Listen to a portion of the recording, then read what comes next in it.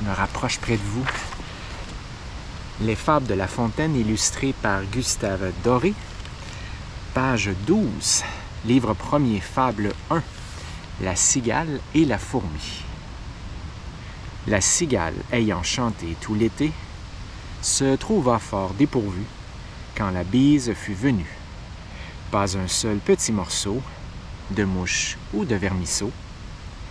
Elle alla crier famine chez la fourmi sa voisine, la priant de lui prêter quelques grains pour subsister jusqu'à la saison nouvelle.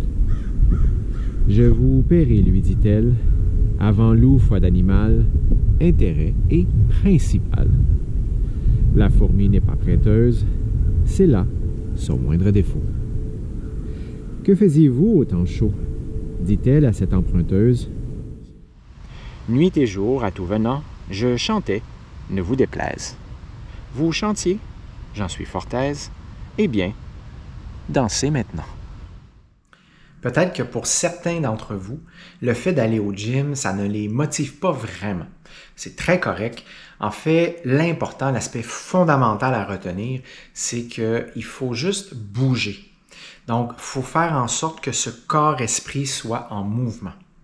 L'une des solutions pour se motiver, pour arriver justement à bouger davantage au quotidien, ça pourrait être par exemple de lier deux passions.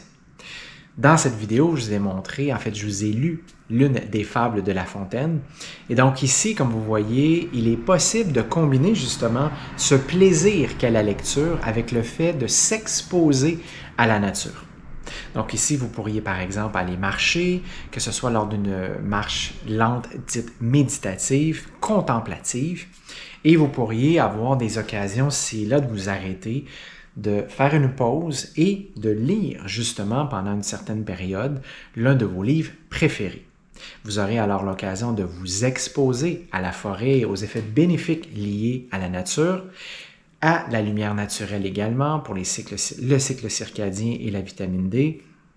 Vous aurez aussi le fait d'avoir ce corps musculo-squelettique en action sur différentes surfaces. Et peut-être aurez-vous l'occasion, comme ça m'arrive régulièrement, d'avoir de ces rencontres inattendues, cette socialisation avec des animaux humains et parfois avec des êtres à quatre pattes, nos amis canins.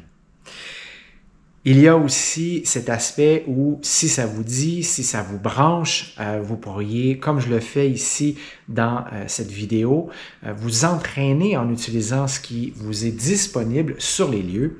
Donc, comme vous voyez, j'utilise des troncs d'arbres qui ont été coupés, des arbres morts, et à ce moment-là, il y a même cet exemple métaphorique, cette symbolique, où ces arbres morts m'aident à maintenir et même faire croître cette vie qui est en moi à travers cette activité musculo-squelettique où je travaille à la fois cette force physique et de caractère.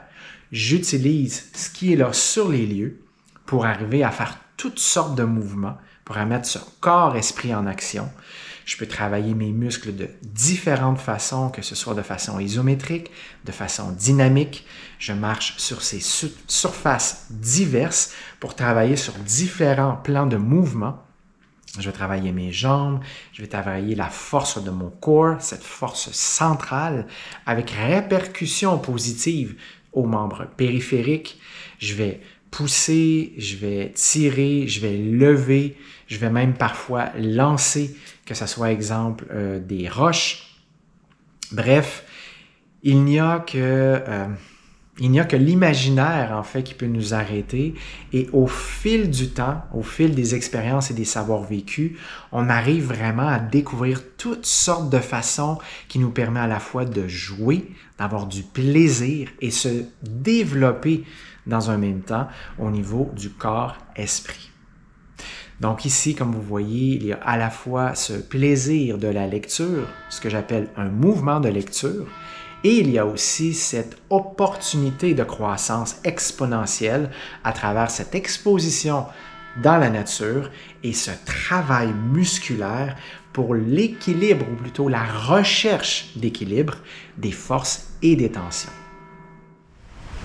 Il y a, selon moi, quelque chose de presque magique, métaphorique, à lire un livre en format papier. Il y a bien sûr le toucher. Il y a aussi l'odeur des pages. Il y a également cet élément qui est la différence entre le support numérique et physique, dans le sens où dans ce format-ci, il n'y a pas des pop-up, il n'y a pas que des notifications sonores et visuelles. Ça permet ici une lecture tout en lenteur qui valorise à la fois nuance et précision. On aborde les mots dans toute leur puissance à élever et à détruire. Ça s'accorde bien avec une respiration lente et profonde. Au-delà de l'excitation, voire la surexcitation exponentielle de cette fascination en ligne, il y a cette lenteur à travers les mots couchés sur le papier.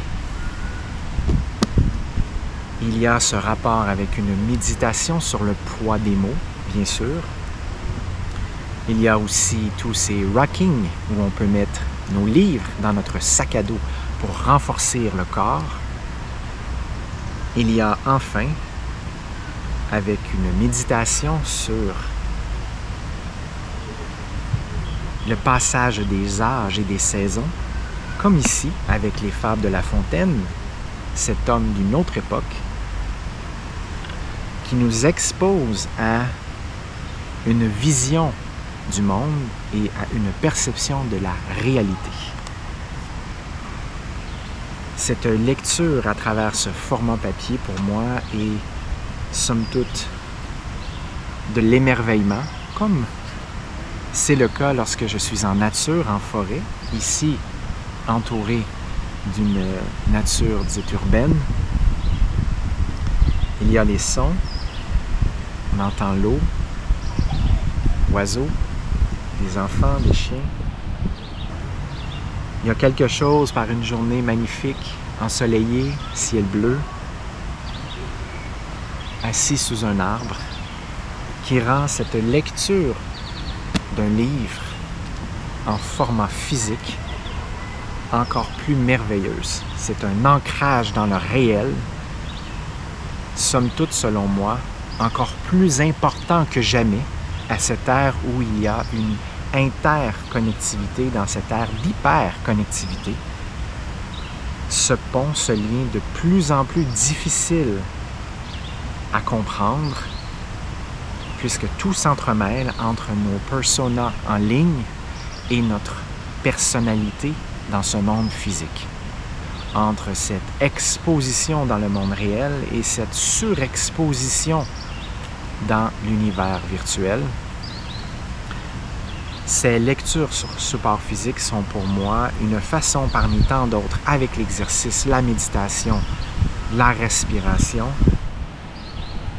des éléments fondamentaux de cet ancrage de corps et d'esprit. Je vous souhaite de merveilleux mouvements de lecture, de trouver votre voie du milieu à ce moment-ci de votre vie, selon vos besoins, vos responsabilités et votre contexte.